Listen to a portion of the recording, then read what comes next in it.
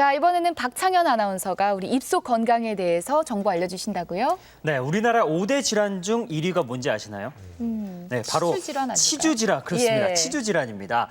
조금만 방심하면은 입속 건강을 크게 해칠 수 있다고 하는데요. 지금 바로 확인해 보시죠. 우리나라 5대 만성질환 중 1위인 치주질환. 방치하면 대인관계의 어려움은 물론이고 2000년 전에 쓰인 탈무드 속 문구처럼 이혼 사유가 될 만큼 상대방에게 강한 불쾌감을 주는 흔한 속이 질병인데요. 울렁거리고 옆에 가면 너무 기분이 안 좋아요. 근처에도 가기 싫어요, 입냄새가 나면. 누구에게도 말할 수 없는 치주질환으로 속상한 사람들의 안타까운 이야기 지금 시작합니다. 심각한 치주질환으로 불편을 겪고 있는 주부님이 있다는데요. 남들보다 오랜 시간 양치질을 하고 있는 김선영 주부. 하루에 이렇게 양치질 몇 번 정도 하세요? 별로 대중이 없고요. 조금만 먹고 나면 또 양치질 해야 되고 6번, 7번, 뭐 많이는 10번까지도. 결혼 전부터 그녀는 당당하고 예쁜 모습이었는데요. 그녀가 이렇게 양치질에 신경을 쓰는 데에는 특별한 사연이 있다고 합니다. 정상적인 이제 임신이 아니고 시험관을 하게 됐어요. 시험관을 하면서 호르몬제를 먹었는데 어제랑 틀리게 아침에 일어났는데 이빨 사이사이에 초콜릿을 먹고 나서 이빨을 안 닦던 것처럼 변해 있는 거예요. 그래서 이상하다, 이럴 리가 없는데 저 여러 번 양치를 해도 지워지지 않고 꼭 이빨이 통째로 다 썩은 것처럼 변해버렸더라고요. 자신도 모르는 사이에 검게 변해버린 치아 때문에 마음고생도 심하다고 합니다. 보이니까 안 보여주고 싶고 물거나. 검붉게 변해버린 그녀의 치아 보고 있으면 속상한 마음이 클 텐데요. 3개월 전에는 지금과 전혀 다른 모습이었습니다. 이게 애기랑 찍었던 사진인데 보세요. 이때만 해도 이빨이 새카맣거나 그러진 그러네요. 않았었거든요. 그렇죠. 네. 그런데 지금은 변해버린 치아만큼 일상생활도 달라졌다고 합니다. 있으시는데요. 제가 좀 많이 껴가지고 항상 들고 다니는 필수품이 됐어요. 그녀의 새로운 필수품이 된 이쑤시개. 한 톨 한 톨 여기 다 들어가요. 그래서 항상 들고 다녀야 되고 보통 신경 쓰이는 게 아니에요. 저게 더 안 좋지 않을까 싶은데요. 네, 집뿐만 아니라 차 속에도 이쑤시개가 꼭 있어야 한다는데요. 때와 장소를 가리지 않고 신경을 쓸 수밖에 없다고 합니다. 회사에서도 검게 변한 치아가 신경 쓰이는 건 마찬가지. 오자마자 또 이렇게 양치질을 하고요. 사람들과 대화를 나눌 때면 항상 손으로 입 주변을 가리게 됐습니다. 어느새 그녀에겐 익숙한 행동이 됐죠. 치아가 오복 중에 하나잖아요. 근데 망가지고 나니까 이제 후회가 되고 있을 때 잘할 걸 그런 생각이 들더라고요. 자, 이번에는 치과 진료가 한창인 치과를 와봤는데요.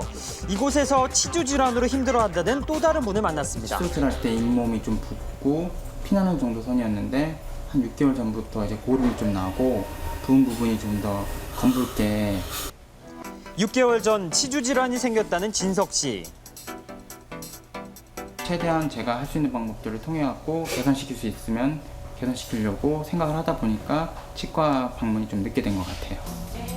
당시에는 많이 아프지 않았고 들기름과 올리브 오일을 마셨다 뱉으면 치아 건강에 도움이 된다는 말을 듣고 따라해봤다는데요.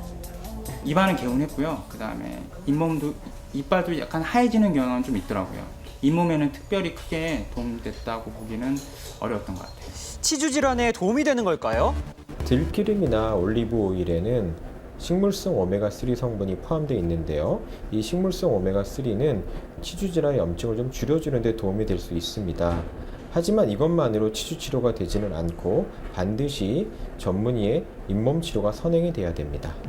큰 효과를 보지 못한 채 치과 치료를 시작한 진석 씨. 현재 상태는 일반인보다 치료가 더 필요한 상황. 전문의의 관리가 더 중요하다고 합니다. 자, 이번에는 실생활에서 치주 질환을 완화시킬 수 있는 방법 소개해드리겠습니다. 바로 매실청을 물과 1대2로 섞은 후 마시면 되는 건데요.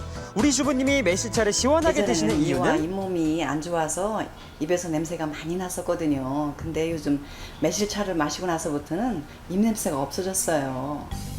기본적으로 양치질을 한 후에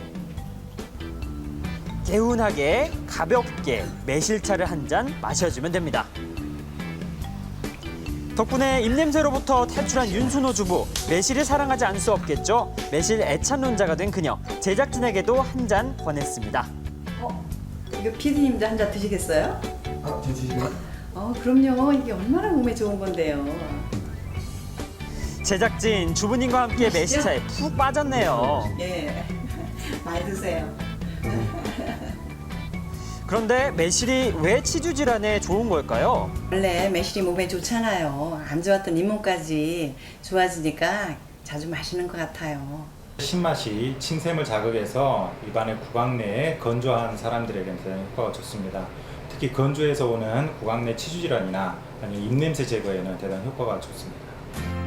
일상생활에서 자신감을 떨어뜨리고 생활에 불편을 주는 치주 질환. 오늘부터 똑똑하게 관리해서 치주 질환 극복하시기 바랍니다. 이 보면서 나도 치주 질환이 아닐까 이렇게 생각하시는 분들 계실 것 같아요. 자가 진단법 몇 가지 좀 알려주세요. 네, 지금 보시면서 바로 이제 알아볼 수 있는 방법 몇 가지를 알려드릴 텐데요. 네. 먼저 입냄새가 나고 입에서 고름이 난다. 그리고 찬바람이 불 때나 찬 음식을 먹었을 때 이가 시리다. 그리고 잇몸이 붉게 변하고 양치를 할 때 피가 자주 나시는 분들은 치주 질환을 의심해 보셔야 됩니다. 예. 치주 질환하면 보통 이 치아라든지 주변 조직에 국한해서 생각되기 쉬운데요. 최근 연구에 의하면 네. 예, 괜찮습니다. 심장 질환이나 당뇨 그리고 여러 가지 암과도 관련이 있다고 합니다. 근데 예. 치주가 상당히 망가지기 전에는 잘 모르는 경우가 많다고 하니까 평소에 이 꼼꼼한 양치질과 스트레스 관리로 잘 관리를 하셔야 될 것 같습니다. 예.